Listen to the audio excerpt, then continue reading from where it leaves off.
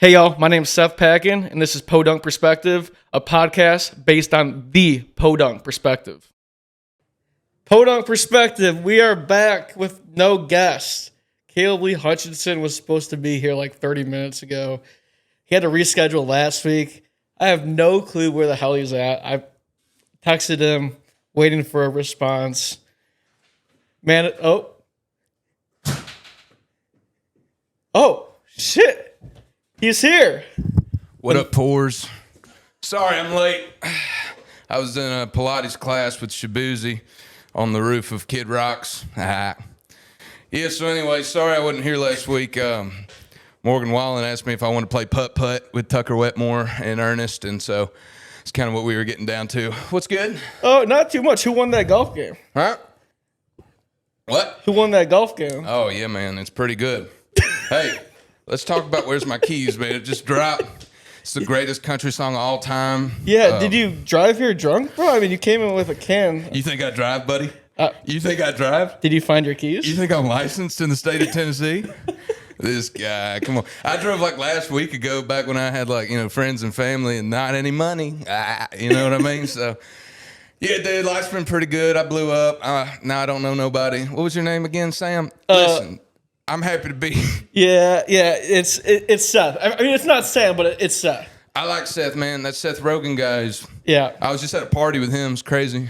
Hanging out with everybody these days. Yeah, I'm a little bit fatter than Seth Rogen, unfortunately. Oh, no, dude. No, I think both of you are real pretty. I didn't see you at the party. What party? I guess I didn't get invited. Well, we can't talk about what kind of party it was these days, but it was a totally normal, perfectly fine party. It wasn't a podunk party. It was not a podunk party. Wait, what's happening? The lights are spiraling. I'm falling out of my stage persona. Whoa. Oh, hey, Seth. Oh, How's it Caleb going, Lee. man? See, guys, this is the Caleb Lee Hutchinson that I know right here. Yeah. You know, he came out with a new song that, took over his body and might have turned him into, bro country. I was possessed by an evil bro country spirit for a moment. Who was it?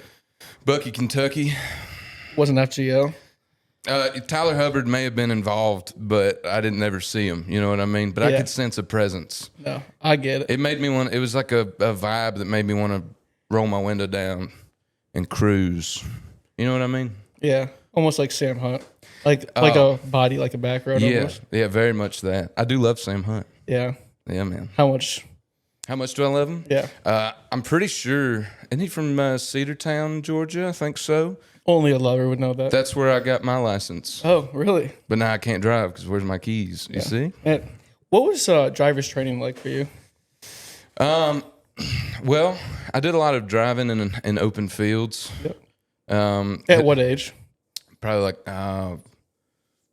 2-3 months, something like that. Yeah. No, too early. Straight out of the womb. Pretty much straight out of the womb. Yeah, I mean, I popped out, and then Mama's like, "I need cigarettes," and my dad couldn't do it because he was, you get bored at a hospital waiting on a baby. Get a little messed up, You That's do what you gotta do. Maybe. Yeah. You put back a little dailies, some of this stuff, and wow. Oh, look at this beer koozie. Oh, is this for your song that you just came out with? Truck, beer. So, where's my keys? How'd you come up with that song? What's the story behind it? So basically, I realized I'd been spending all this time trying to write meaningful songs, because I grew up with country music like George Jones and Waylon Jennings, and had all these dreams and aspirations of writing the next grand tour. And then I realized that's kind of I already have more TikTok followers than George Jones. Yeah, you know what I mean? So clearly that's not resonating with the kids. Mm-hmm. They just need some music for when they're on their boat and they don't know where they are. They need a little comfort blanket. Yep. Something that kind of patronizes them. A little beer. Yeah. But it doesn't register, right? Because they're on a boat. Right. And things don't register when you're on a boat. Yeah. So that was pretty much the inspiration behind it. It all started, I was talking to a buddy of mine back home, and he was saying, I've been listening to your music, and it's pretty good, but, you just keep trying to write about stuff. And that's kind of low-key, that is boring. Yep. It's not lit. Those were his words. And then something about skibbity. And then he said, why don't you just write a hit? And I'm like, dude, It was like the Hey, Caleb, you should just write a hit, bro. Yeah, exactly, dude. Like the clouds parted, and all of a sudden it was right there. Like, why have I been trying to write shitty songs my whole life? Well, I could have just been writing hits. Just write a good one. Exactly. Yeah, finally decided to write a good one. Who'd you write that with? I wrote that with my buddy Garrett Jacobs, who's a great talent in his own right. We did the chorus. We were trying to write like an actual song, and it wasn't working. We just weren't good that day. So then we just started coming up with, "I got your number in my phone because you gave it to me." Yep. And we're just kind of having a little giggle fest, you know. Cool. And woke up from a drunken stupor, and there it was sitting on the kitchen table, That's awesome. glowing, kind of like a gold sort of aura. Yeah, like when you see a chest and Yeah. It's like in Fortnite when you hear it through the wall. yeah. It was exactly like that. Where was that? Oh, it's there. Yeah, Shit. exactly. So you just did a little content shoot for this song and everything to promote it. Kind of tell us the story behind that. Dude. So we went out to Somerset, Kentucky. A buddy of mine, Louie, he has a family farm out there. And we were shooting a video for something else that hasn't come out yet, where we did burn down a house. What type of video is it? Like a really friggin' sick one where I look like super studly and handsome. And you hear the song and it's like, ooh, that's a good song. And you look at me and you go, ooh, that's a good singer of a song. But yeah, that's boring. That song's about like stuff. After we got done with this like thing we cared about, we decided, let's have a big bonfire, back up the trucks, and just sing about where's my keys at. And that's what we did, dude. It was crazy. We had my boys Slick Rick, we had Pickly Pete. Yeah, we had all the homies. So how'd you get approval to like light this stuff on fire? 'Cause I mean, it was a big fire. When you're super duper famous, Yeah. you just do what you want. Yeah. You know, it's kind of. I learned it from my hero Dewey Cox, one of the legends of the game. And yeah, when you're famous, you can do anything you want to.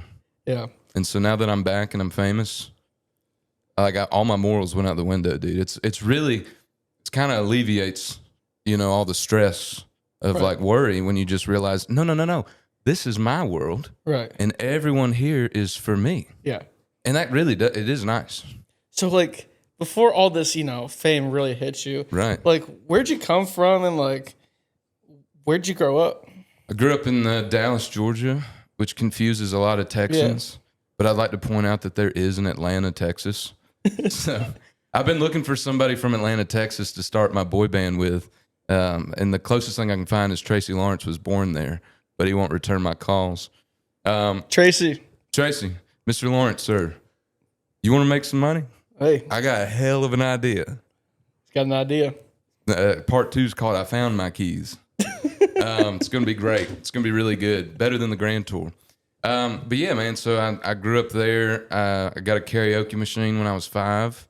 My granny bought me one. Had the Johnny Cash karaoke disc, the Elvis disc, and the Jesse McCartney. Hey. So I was singing Beautiful Soul. Yeah. And yeah, I just got the bug.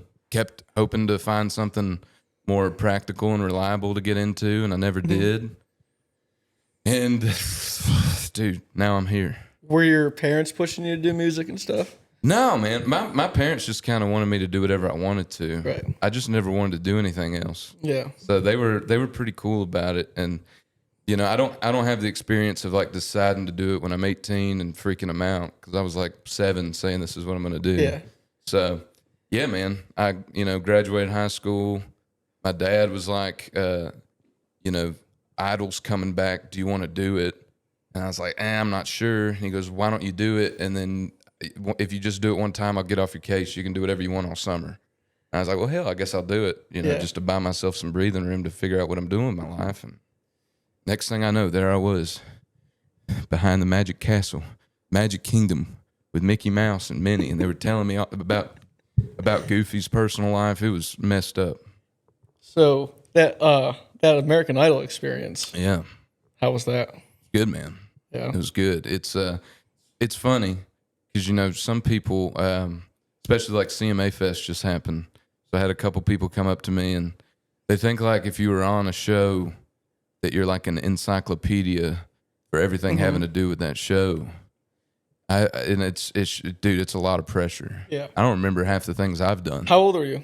I was 18. Okay. 18, then turned 19, and I was very hungry at the time, and metaphorically and literally, adopted that LA diet of filming for 12 hours and eating a bag of pirate's booty, which is a candy or a snack, by the way. Yeah, the little popcorn Little cheese puffs. Yeah, those are good. Yeah, dude. I was down in Key West, told someone I was only eating pirate's booty, and they got the wrong idea. Oh boy. Yeah, they invited me to their apartment. Oh. Yeah. Hopefully it wasn't a guy.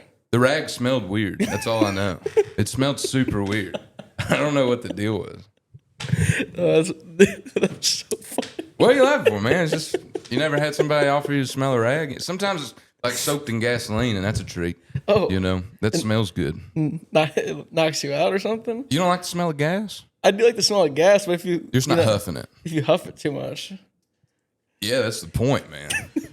That's the whole entire point. Look, dude, you just need to come to a Hutchinson family Christmas. We got some gas huffers. Oh my god! Yeah, they're hanging out by the exhaust pipes, baby. What's that party like? Oh, dude, everyone's pissed off. Everyone's mad. A lot of fighting, a lot of cussing, breaking of dishes. We now have a plastic cup only kind of thing. Yeah, it's pretty much hell. It's hell on earth. Yeah, but that's what makes a diamond. Mm-hmm. So back to LA and back to LA, Hollywood. Speaking of other LA things, yeah. like huffing gas with your cousins. Did you enjoy that, like being out there, or were you, missing your hometown stuff? Yeah, it was weird, man. Like that was my first time being out on my own, like as an adult, and I still don't really feel like an adult. But at that time, I was coming to grips with the fact that I was all by myself. It was cool, made a lot of friends. Talked to a couple of them now. Yeah. It's kind of weird, man. It's like doing this weird summer camp where you occasionally see Ryan Seacrest, and next thing you know, someone on Facebook is telling you that you need to die. You need to die real bad. Why would that happen? I don't know. You're fat, you're ugly, you're this, you're that. Sweet stuff like that. Everyone's real supportive. It's nice. Right. It's a good time. Did you go? So you, like you said, you went on like a summer tour with them or something? Yeah. Man. We did the Idol Live tour. How was that experience? That was a blast, man. Ask anyone who was on it. We had an incredulous time. Yeah. It was just fine. It was dandy. Mm-hmm. We had a lot of. We didn't have a lot of say in the structure of it, but I got to ride on a bus and sleeping on buses sure is fun. Right. So like putting out music, after Idol, what was that experience like? Weird, man. Yeah. Weird. I think like initially I was, you have all this like hype and this need to like prove you're not just a TV show kid. Mm-hmm. And so I tried my best to like stick to my guns and do it my way. But I don't really know if I knew what that was. Yeah. I was just watching. Have you seen this the new Bob Dylan biopic, the Timothy Chalamet? I've seen ads for it and stuff. Dude, it reminded me of me at 19, and it made me want to punch Timmy in the face because there's a scene where he's in the elevator and he's like, "Oh, these people in there, they're trying to tell me what to be, man." And this guy goes, "What do you want to be?" He goes, "Whatever they don't want me to be." And I threw up in my United Airlines, I think it was seat 12B. Threw up, dude. Disgusting. Hated it. Gross. It was nasty. Mm-hmm. So that's why I sold out, man. Now I just want to be what they want me to be. Right. Where's my damn keys at, dude? So do you have a lot more bro country you might be leaning into? I'd like to say, yeah. This is really hard, Seth. I'm trying to. It's like Bucky. I feel like Dr. Jekyll and Mr. Hyde are fighting. Yeah. I got an angel and a devil. Like your brain is kind of split right now. One of them's like, let's write more songs about stuff no one gives a shit about, and the other side's like, what if we partied? So I don't know, man. I guess it just depends who's behind the wheel, right? But I would say that "Where's My Keys." I don't think it's conceited at all to say that it's the greatest thing ever done in the history of mankind. Mm-hmm. And so it is kind of, where do we go from here? Right. I don't know if I could bro it more. Yeah. But I think we'll have to see what the bros think. Would you say it's kind of Nashville that did that to you, or? No, man, I love Nashville. Yeah. I love the I love what's happening in country music. I think it's also good, and that's the great thing about music is that it's all good. Yeah. There's never been a bad song, and I love it, and I like it, and I love it, and I want some more of it. Who are some of your artists that you like to listen to? My favorites? Yeah. Hold on. You want my answer or Bucky's? I want both answers. We'll start with Bucky's. When Daddy Waylon quits dropping 50 songs per album, then maybe I'll think about listening to something else. Okay. It's pretty. Sometimes I listen to Morgan Wallen a lot. I also like I like real country artists, like Beyonce. Yeah. And also, I got to break this because it's in the headlines, dude. Genuinely, I don't care. Can I just say I don't care? Yeah. Who cares, dude? Gavin Adcock does. He does care, and it's okay that he cares, and I'm glad he cares. I don't see a reason that it's like wrong for him to care. I just personally am. I kind of care. Dude, Beyonce's going to do what Beyonce's going to do, Yeah. Like it's kind of there's powers invested in that, that are without our realm of comprehension. I just don't want to touch it. I'm ready to kiss the ring. I kind of want to. You want to what? Cowboy Carter too, dude. Let me on it. I can write something good. I like it. Yeah. I like it all. Do you think she needs your help? I would say most everybody does. Yeah. They just, I don't know if they know it. That's kind of a separate conversation. Right. Would you say that like if Beyonce wanted to feature on one of your songs, it would do her a favor? I mean, look, you could argue it would give her some credibility. Yeah. Help out some the biggest rising star in country music. I think it'd be smart. Yeah. But I don't know. Again, she hasn't been answering my calls. Right now she's kind of like a small fish in a big pond. Well, I Googled Beyonce's number, right, and I found one. And so I've been calling that about 12 times a day. Just because I want to see, like, are you okay? Did Diddy pick up? Puffy's been ignoring my calls for like a few years now for some reason. Why? Well, we were supposed to get lunch, and then he had to go on like a forced vacation. Yeah. Then you left LA. He was probably like, "Oh, this guy dropped me." I think he went to like Haiti or like Portugal or something. Yeah, something like that. He was hiding out. But, weird. Yeah, usually he'll invite me on those jet rides, but I didn't get invited on this one. Dang. Crazy. That's wild. Yeah. I don't know what's going on with him. I need to get a TV. Because I feel like there's something going on. I just haven't heard about it. Especially, there's probably a few people he knows that could help you out in that, Yeah, dude, like I said. Pop your lane. Like I said, man, I'm friends with everybody. If I came to Nashville for two reasons. That's to sell out records and sell out my principles. And I can be bought, dude. That's what, it's what it's taught me is I'm here, I'm on sale. Yep. To the highest bidder. If you were a truck, what type of truck would you be, and how much would you go for? Probably like a big jacked up one. Yeah. Big old wheels, big old tires. Probably like an OBS square body.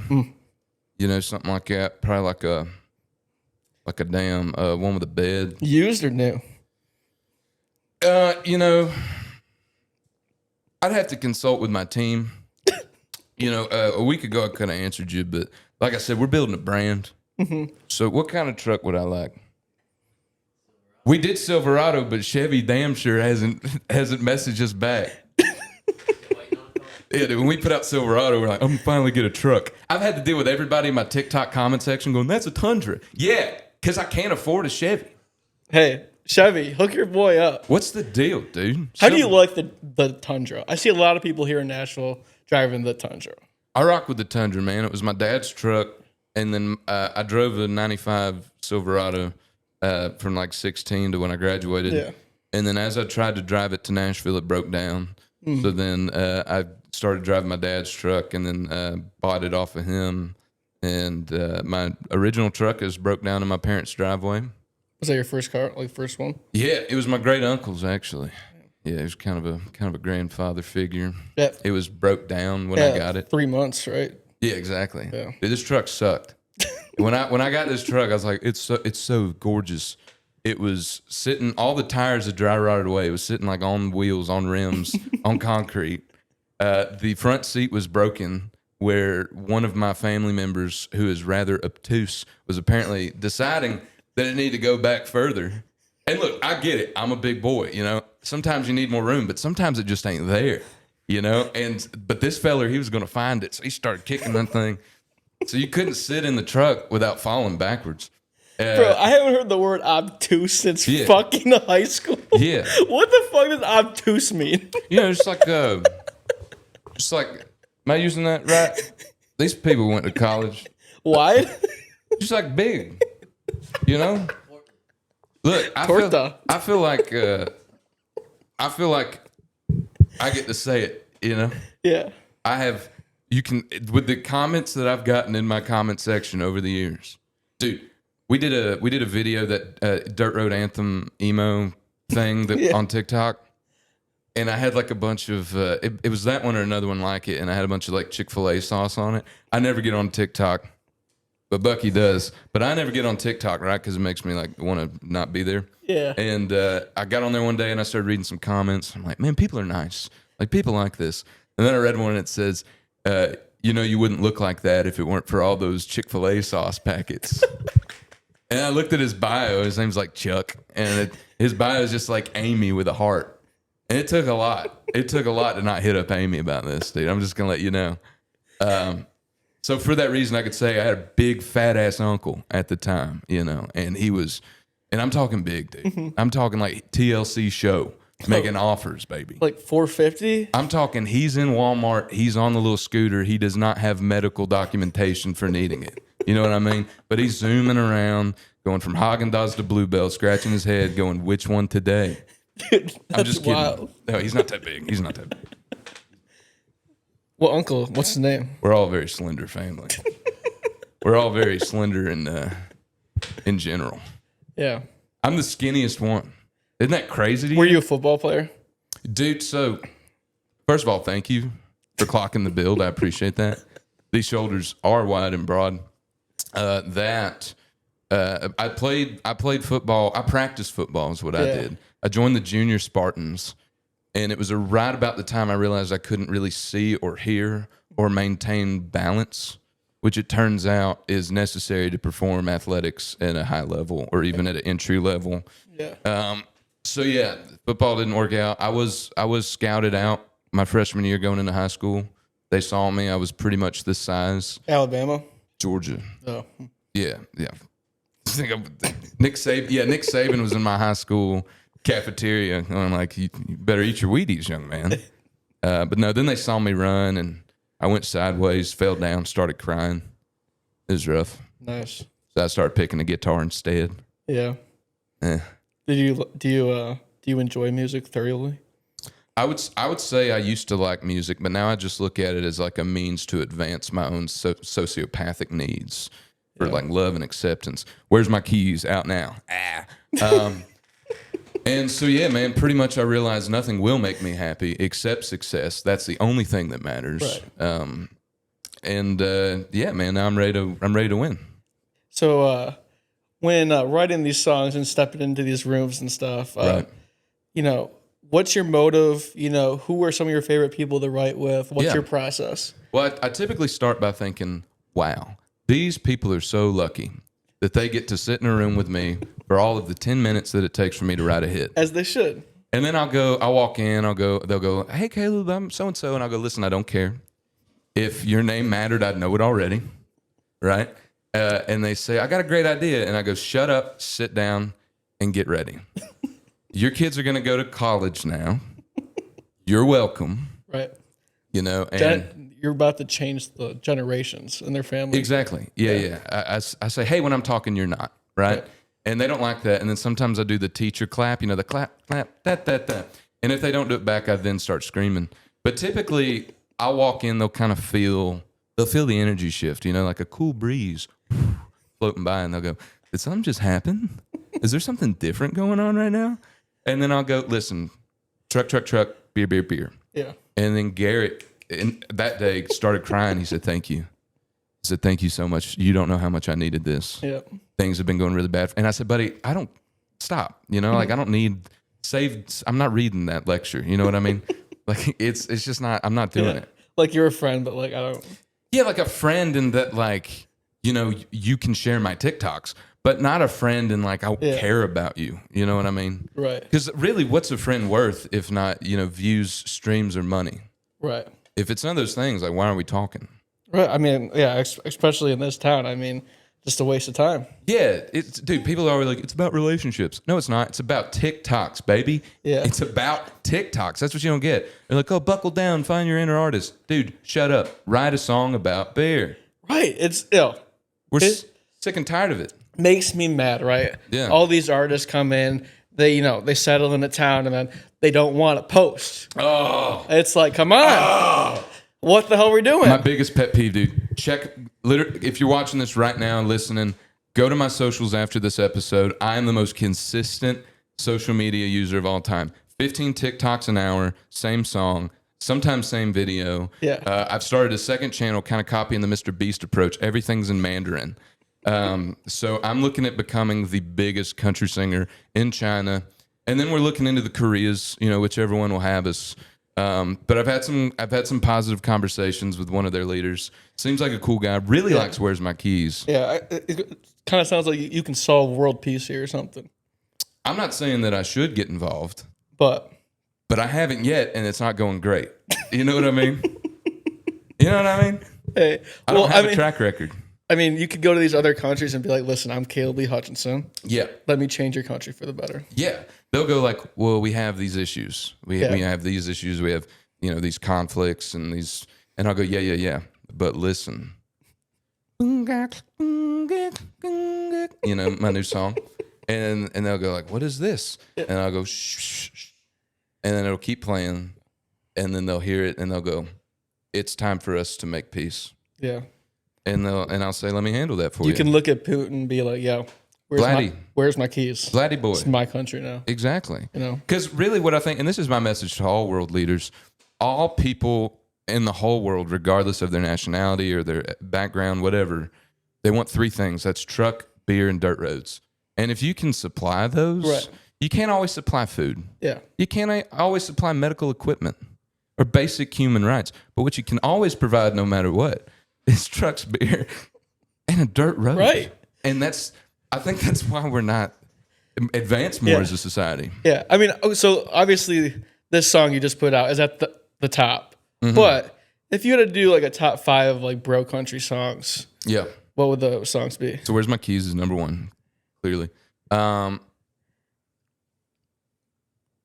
Cruise featuring Nelly. This Is How We Roll, featuring Luke. Did Nelly also get involved in that once? He might have. I think he did. He might have dropped the beat on that. I think one time, I don't know if it was like a CMA thing. I was a kid because I'm youthful and young. I'm 16 years old.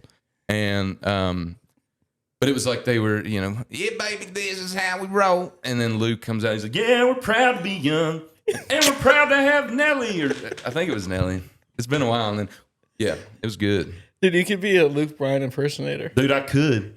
I was just in Colorado doing Country Jam, emceeing it, and Luke was supposed to be the headliner of the last night. So you filled in? No, but I did offer. Because I think if they would have hit us with like a boom, boom, boom, I could have, and the crowd, I think would have registered. And I said, sorry guys, Luke ain't here, buddy, but Eric Church is. By the way, breaking this whole character moment, shout out to Eric Church. Oh, puts on a great show. Dude, he did an acoustic set, and it was incredible. Yep. It was like one of the greatest things I've ever witnessed. Did not sleep at all that night.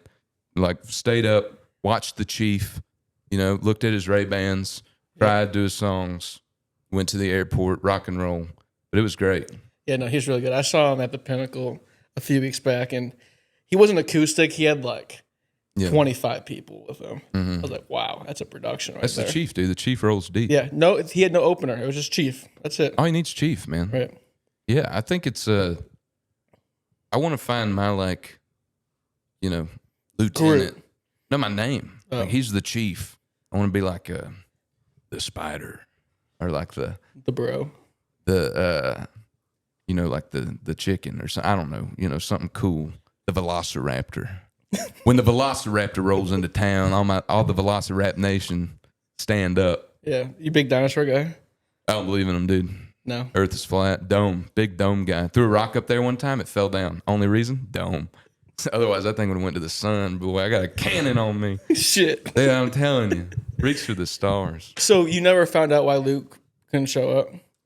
You know, I didn't. I heard he was under the weather, but also he might have just been nervous to see me. Yeah. You know? What's been some of your favorite shows you've played? Ooh, that's good. You know, pretty much of any of them where like the crowd just wants to get lit with me. Because, you know, I'm a good old boy, first and foremost. And number two, I like to party. And basically, if I can do it, you can do it too. But you can't. You bought tickets to see me. I didn't buy tickets to see you.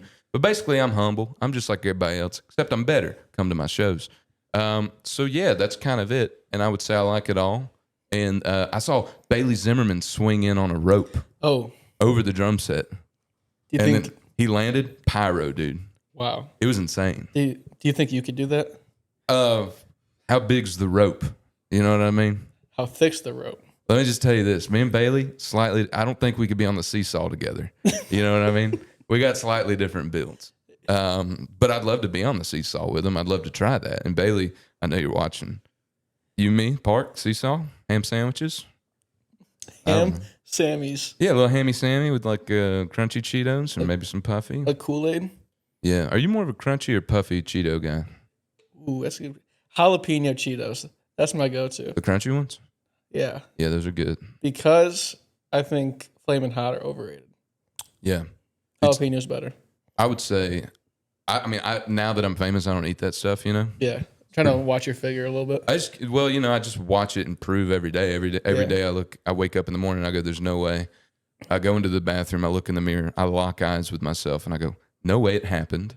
I look even better. Right. And so that kind of, it always starts my day good if I can, the first thing I see is my favorite thing in the world, which is myself. Follow me on TikTok, at Caleb Lee Music. Going to start dancing. Yeah, he's a hustler. There was no Ozempic involved, you know? I mean, he just... No, I don't do drugs except, you know, like HGH and Tren and various things that end with ketamine. But, you know, it keeps me awake, and frankly, it helps me make more TikToks. Right. Especially if, you know, you're out on the boat, you know, drinking seltzers or something with your boys. And yes. All my boys, no women. No women. Not by choice. Are you so you're not a lady slayer? Even though you're... I'm not, dude, but Bucky is. You know what I mean? Yeah. You know what I mean? And it's kind of like, it's probably like being the Hulk, you know? It's like being Bruce Banner. Because it's like, do they want me for me or do they want me for the big green guy? You know? Something I think about. It's probably a little bit of both. I mean... You're right, dude. The mask is slipping. I don't know what's going on. Who's who anymore? You know what I mean? Where's my keys? I can't find them. So you know, when you were kind of planning your whole marketing scheme behind this and stuff like that, what was the thought of like, okay, I want to start doing this and that, you know, like I want to do both. I kind of looked at my whole life, man, and I was sort of on the verge of a nervous breakdown because I'd been pouring myself into the music and pouring myself into all this stuff, and just felt like I didn't see it advancing. And I was grappling with myself because I wanted to make music that felt true to me and that I was proud to leave behind for my children and grandchildren and great-grandchildren to find one day. But then I had an epiphany that that's actually not lit.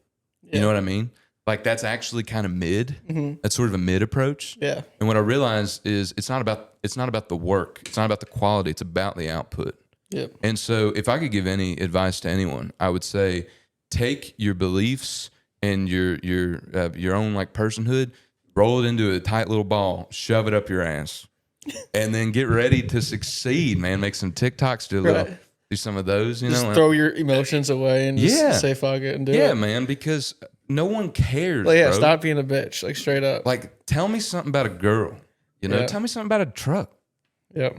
You know, but make sure that you have snap beats and 808s, right? And make sure that like we can get, you know, like who's a poppin' rapper that's had absolutely no controversy surrounding him. A Drake feature, perhaps, you know, something like that. Yeah, I mean, Drake's had a little bit of drama around him recently, but Drake's untouchable. it's not as bad as like Beyonce or Jay-Z or, you know. Seth, for the first time in this whole encounter, I'm gonna be myself for a moment. Yeah. I don't know what's going on with Drake's personal life. I do know I think he's surpassed being touched. Yeah. You know what I mean? And when it was all going down, You think he was touched? I don't know, dude. Degrassi? Wasn't that it? Yeah. Was it Degrassi? It was Nickelodeon, yeah. I don't know, man. Teen Nick. Is that a Dan Schneider production? I don't know. It definitely was. I can say that, right? That's in a documentary. Yeah. It wasn't a documentary. For legal reasons, everything I've said is a joke. mean, Drake and Josh are struggling through. Yeah, dude, they reconnected. Isn't that great? But the thing about Drake, a different Drake, not Bill. We're talking about Aubrey Graham, Aubrey. Yeah. I knew when it was happening. I was like, he's gonna make another pop club banger, Right. and then everyone's gonna forget. And it did. Yeah. It's crazy. He's the only person who could be called what he was called at the Super Bowl halftime show, and then walk away like, what happened? And there is something kind of crazy about that I do respect. And I will say, on a real note, the Beyonce record, I think it's fun that Beyonce's having fun. Yeah. I think it's so great we can all have fun. Yeah. And I think if we get real precious and upset about what's called country, it's just going to muddy the waters. Well, yeah, and no, I mean, you're right. The reason why country music is so big right now is because all those different things. Everyone that hates those people in country or loves those people in country. Yeah. That's why it's big. Dude, and I'll say, like, and this is the serious message with, like, where's my keys and everything. Yeah. Like, yeah, I'm kind of poking fun at the culture and the broness and the redundancy. Right. And how every song's like, I'm getting hammered drunk with you in this bar. Let's go drive, and that's fine. Yeah. But I'm not above reproach, dude. I get down to some stuff. I can actively be like, this sucks, and go, man, this is catchy. Yeah. And that's kind of what sucks about Where's My Keys is because I wrote it, we did it, and then I realized it was better than everything else I'd ever done. And that was hard. Yeah. We wrote that in 3 minutes. Well, it's funny. Like Graham Barham, I feel like is a great example, right? Where you see how much hate he gets for the stuff he puts out, but he gets so much attention. Yeah. Right. He's going like this right now. Well, yeah, dude. Anyone who likes what they like and are doing what they like. Yeah. I mean, God bless them. He doesn't care what people think. And that's kind of what I feel like has changed, like the turn in his career. I feel like that's kind of the thing nowadays is like you want the comment section to be kind of mean, right? Because then the people who love you are like, Yeah. Well, like back in the day, they said like Elvis, he came out with merch. It's like I love Elvis, I hate Elvis, and he sold both. Yeah, you got like there's a reason for that. Yeah, man. It's I think it's easy to. Everybody's situation's unique, and frankly, I just care about mine. Please stream Where's My Keys? Yeah. Like I've got to meet a bunch of people, even whose like music I don't particularly listen to. Most everybody's cool, you know what I mean? And I haven't reached that Gavin status where I'm going to start taking my shots yet. My soldiers aren't going to rally like Gavin's will. No, I'm going to tell the Avengers to assemble, and it's just going to be funny, like man. my Everyone's mom and dad. on his side when he makes a comment. My brother will pull up with a baseball bat, be like, "Beyonce's coming. She's pissed about the podcast." Hey, well, maybe we should show him some of your music and get into a little bit of Where's My Keys. Yeah, dude. We'll do some good ones, I'll do the good one and the bad ones. Sweet. Let's get into it. We're back. We're gonna get into some music here. My man's gonna play us some songs. What song are we gonna start out with? We're going to start out with a medley of my hit. This song is sweeping the nation, the biggest sensation.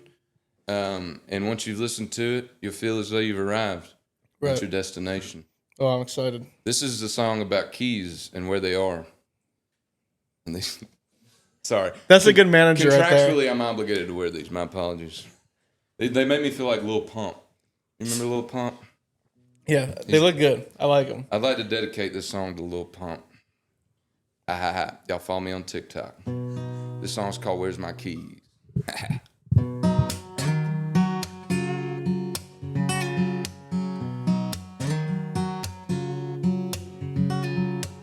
I got your number in my phone 'cause you gave it to me Bartender's pouring that Patron, 'cause I ordered it. Whoa, whoa, hey girl, how are you here? Hello, hello, I'm drunk now, where's my keys? There's a girl in the back of the truck with a six-pack wearing shorts 'cause she's a girl. There's a girl in the woods on a boat in a deer stand drinking that ice-cold beer. Truck, truck, truck, bear, bear, bear. Tractor, tractor, let me stare. Truck, truck, truck, bear, bear, bear. Shit-faced on my John Deere. I got your number and my phone 'cause you gave it to me. Bartender's pouring that Patron 'cause I ordered it. Whoa, whoa, hey girl, how are you here? Hello, hello, I'm drunk now, where's my keys? All the roads are dirt and the dirt's a road and the roads are red 'cause the dirt is red. There's a girl in a blind with a fish on a line in a lake full of ice cold beer. There's a party with Bacardi, Willie Nelson, Playboy Cardi, whiskey, whiskey, Waylon, Wallin. I'm drunk now, where's my keys? I got your number and my phone 'cause you gave it to me. Bartender's pouring that Patron 'cause I ordered it. Whoa, whoa, hey girl, how are you here? Hello, hello, I'm drunk now, where's my keys? Girl, love it when you do it like that. Put your bare feet on the dash, girl. We ain't doing that thing you do. I'm drunk now, where's my keys? I got your number and my phone 'cause you gave it to me. Bartender's pouring that Patron 'cause I ordered it. Whoa, whoa, hey girl, how are you here? Hello, hello, I'm drunk now, where's my keys? Gang, gang. Thank you, Beyonce. I can hear somewhere applauding. And yes, that song is for sale. Whoa, what just happened? Hey, you just killed it. Oh. You just had a killer performance, man. I'm not sure if you noticed. Oh, thank you, man. I'll tell you what, it sure don't take a whole lot. Yeah, no. Some of them are hard to sing. That one's just hard to rap. But I would like to point out, I know there's a lot of big songwriters in town, but none of them have ever wrote, all the roads are dirt and the dirt's a road. No. And the roads are red because the dirt is red. Yeah. And I feel like if I could just give a lesson to any of them songwriters out there, try to paint that picture. Try to do it as good as I did. You won't, but what's the saying? Shoot for the moon, even if you miss, you'll land amongst the stars. Yeah. I don't think anyone's put Waylon or Playboy Cardi in one. Yeah. I mean, that's pretty impressive. Thank you. And Waylon, too. Yeah, I had to Google who that was. Right? I had to Google that. And I was like, ooh, this doesn't sound very like, I don't feel the pop sensibilities. But it fit. You just made it work. I did what I could. Yeah. Okay, should I try to play a real one? Yeah. I play this one. I personally think is really funny. This is currently unreleased, but it has one of my favorite lines I ever wrote. You're giving us an unreleased song. I love it. Yeah, dude. It's that Podunk Perspective, baby. You know what I'm saying? You heard it here first. All right, so we touched a bit on the whole idol thing earlier, and this is more just inspired by the people back home talking shit. Yep. And I like to have fun. I made a joke out of it because that's what I do. This is called I Ain't Famous Anymore.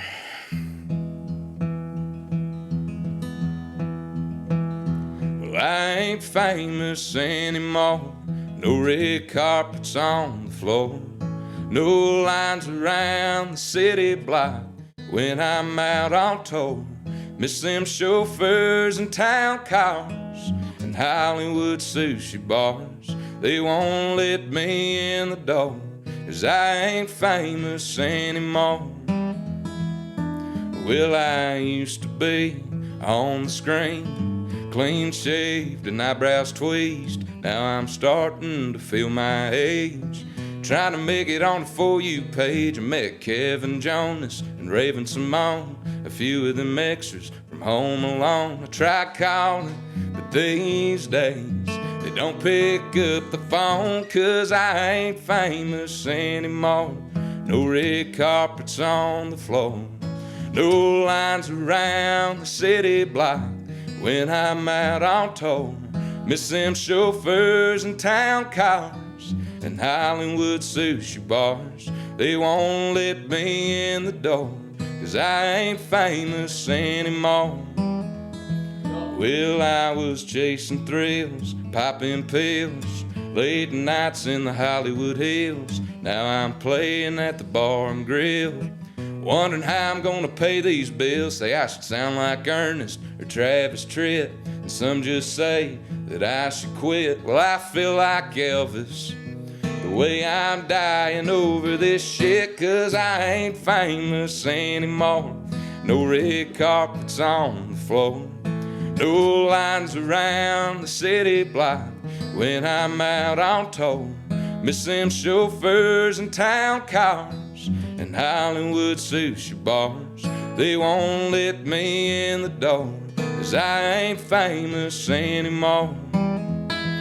They tried to tell me what to wear, so I grew out my hair.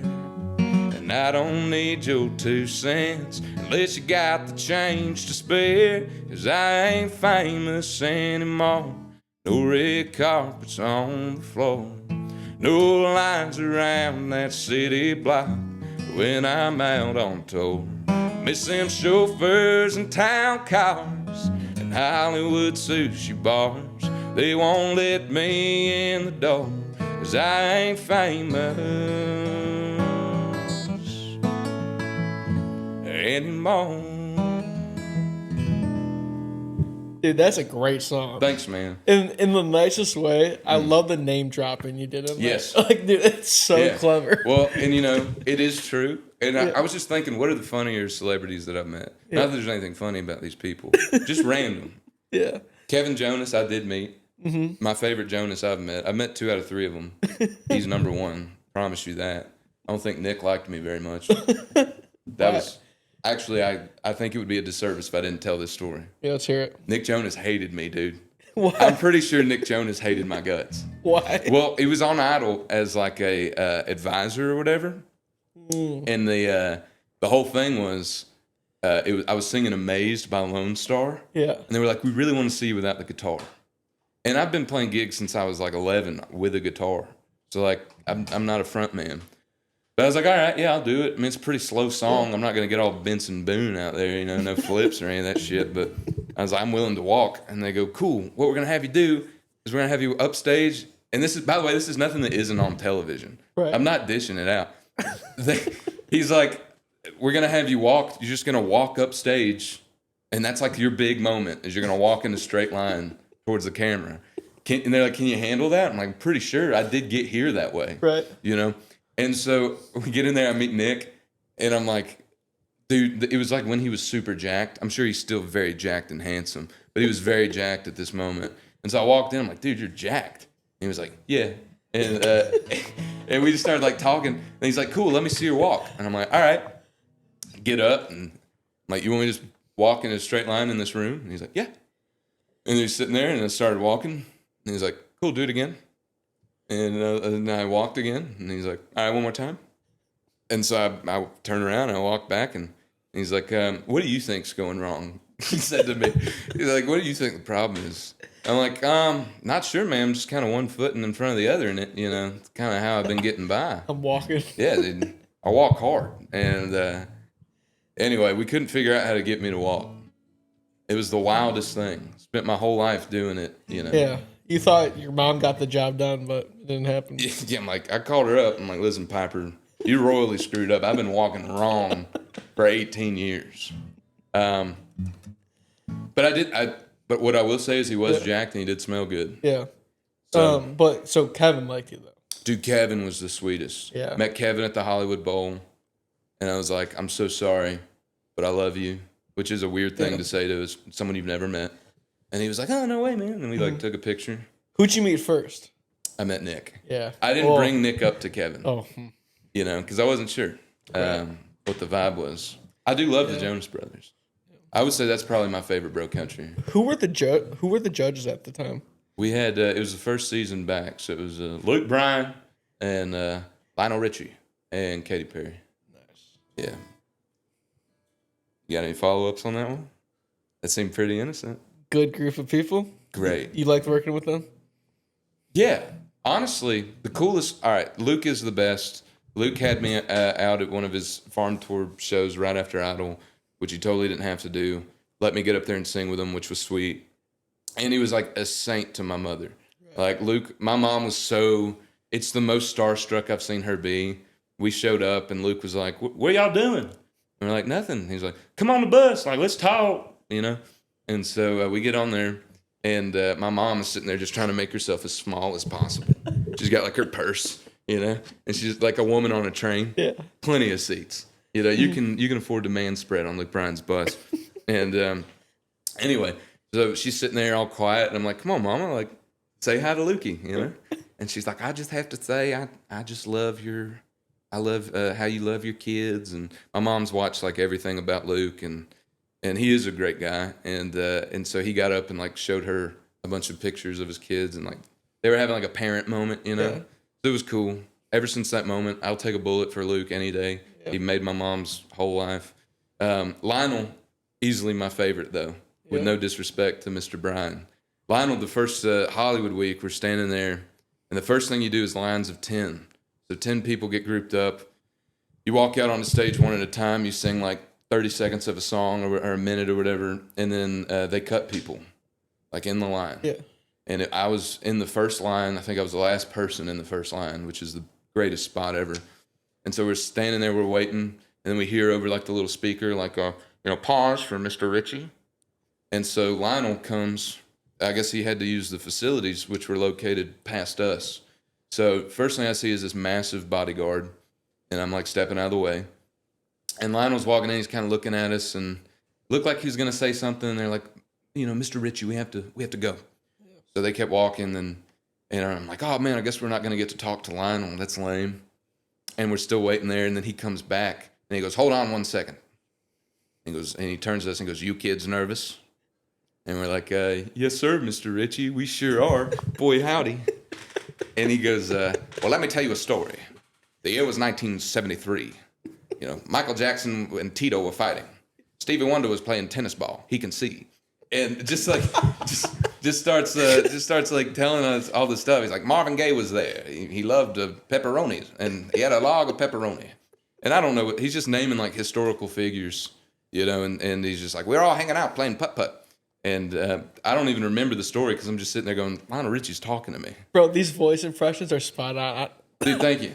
Well, that was Lionel's. I didn't have an impression of Lionel until I went there, but he kind of always responded. When Lionel was blown away, he would respond the same way. He would stand up, he'd clap his hands, he'd go, "My friend, you have instant identity.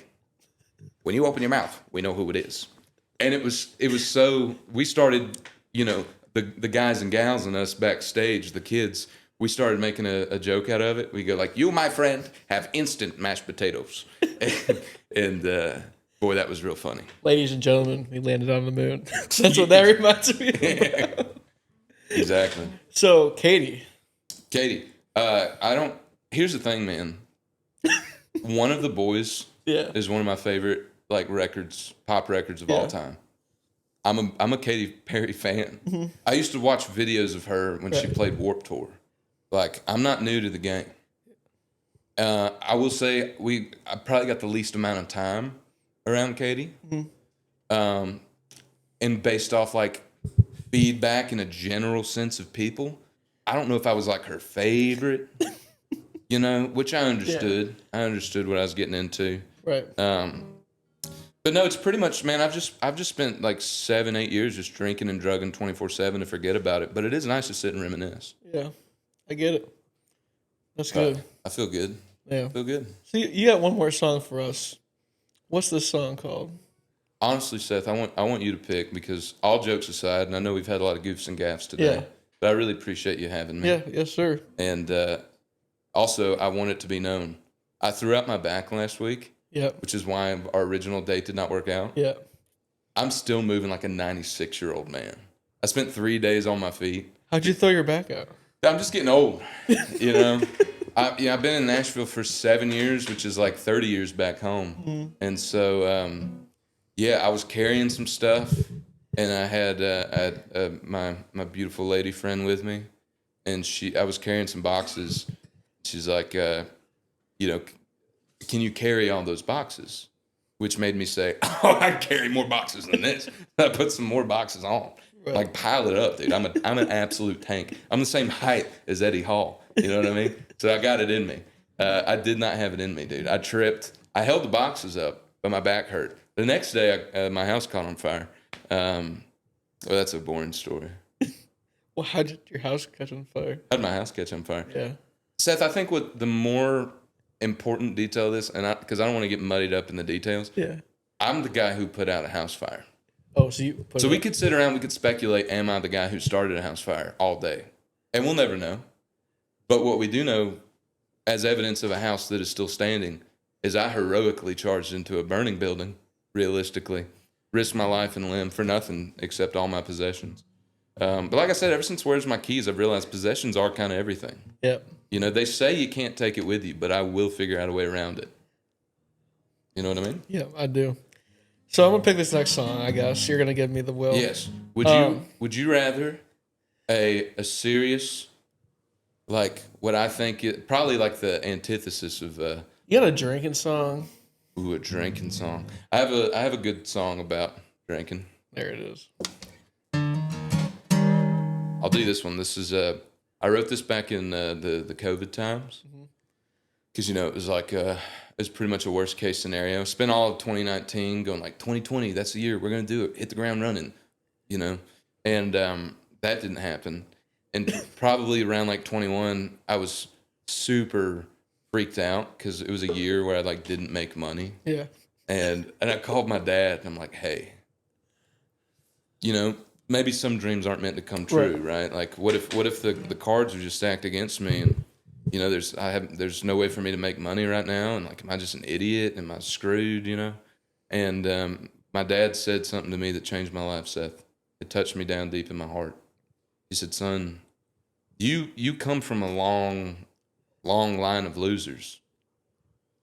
And he's like, so like you need to take some of the pressure off yourself. Take pride in it. You haven't done any prison time yet, so you're already doing better than your mama.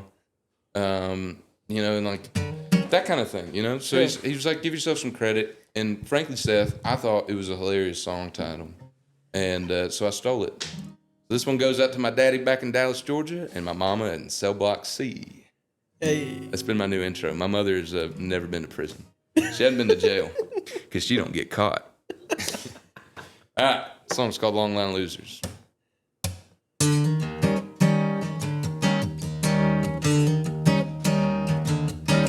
I was rustling, I was hustling, I was sitting in a dive bar buzzing, I was smoking, I was choking, I was sleeping with my eyes wide open.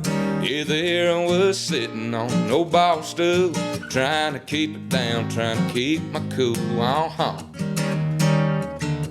little of that Eric Church. I wasn't yelling, just talking. Honestly, I didn't even notice them walking. That's when they cuffed me, roughed up me, threw me in the back cop car seat. Now here I am sitting in the county jail. No long lost woman will pay my bail. Oh no.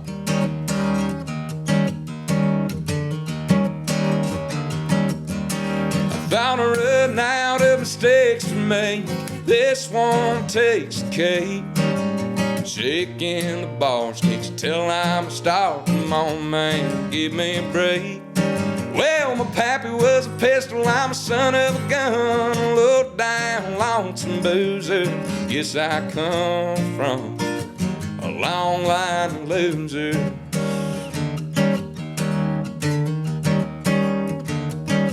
I want my phone call, I want to go home, I want to speak to a lawyer. Hey, I don't want to fight, but man, I got rights. Guess I'm something of a legal scholar. Wasn't doing much of nothing, just shooting the breeze. Police said I was disturbing the peace. Oh no.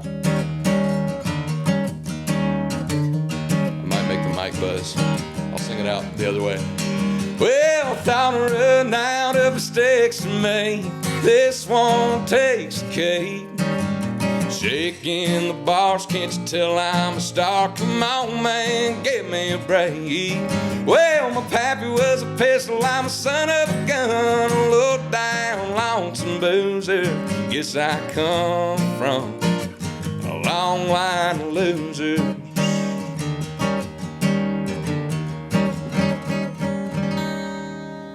That's a beautiful song. Thank you very much. About some beautiful people right there. Beautiful people. Yeah. Beautiful people. Who'd you write that one with? That one I wrote all by my lonesome. Well, actually, my producer gave me this one takes the cake line because I couldn't figure out that one thing. But yeah, basically, I just make sure that everyone around me is better than me, so I can mooch off of them. Yeah. You know what I mean? Why work hard when I can steal off the backs of other people who have actually put in the hours? It's a lot easier that way. What everybody else is doing. Right. Yeah, I like to use people. It's transactional. Yep. And that's kind of 101. Yeah, I'm writing a book. Hey, I love it. Buy it on the TikTok shop. That's at Caleb Lee Music on TikTok. You heard it first. Caleb, you got some new shows or any new music, you maybe want to talk about before we... Yeah. Well, Where's My Keys out now. Yeah. Out now in a big, big way. Sweeping the nation. Soon to be on Coetzel's Instagram story, I hope. He did Silverado one time. That was cool. Southern Galactic is still out there. I dropped the debut album like a year and a half ago or something like that. So you can stream up that guy. Give me the vinyl. Oh yeah, we do have a vinyl record for presentation purposes. And also as gift. Oh, thank you. Right here. Yes, and signed vinyls are on my website, Caleb Lee Hutchinson. I know he would appreciate it. .com. Right. Yeah, if you buy anything from me, I will use it to buy more Chick-fil-A sauce packets so people can keep calling me fat. What about these cool koozies? Oh, these koozies are brand new, red hot, off the presses. Beer. Where's My Keys? Soon to be. You think it'll be on our web store by the time this is out? CalebLeeHutchinson.com/shop, I think. That sounds like something that would work. Yeah, we got koozies. We got a little keychain, bottle opener. We've got. We're working on everything. I once played a show with this guy who had thongs for merch. That's wild. Yeah, and I was like, man, you get a lot of women buy those, and he's like, not women. Oh. So I don't know, guys. Just shoot me a message on TikTok. You might see it on his shop. It might be there. Dude, stranger things have happened. Hey. But yeah, new will be. I drop music and then I go hide in my bomb shelter for a few years just to make sure that everyone liked it or forgot about it. But this time we're just going to keep them flying because what I've learned, it's less about how good it is and more about how much it is. Right. So you're about to get so much bad things. Hey, let's go. Cheers to that. Hey, Caleb Lee Hutchinson. Hey. I appreciate it, my man. Seriously, thank you for coming on Podunk Perspective. And go check out Caleb's music. Go check out his content. He works hard, 25 hours a day. Yes, sir. All music is out on Spotify, Apple, Amazon, you name it. Even Deezer. We even got damn Deezer. Hey, thank you, Caleb. I appreciate it, my man. Hey, thanks for having me, and thanks for letting me share my podunk perspective. Hey, thank you. Cheers to that. Cheers.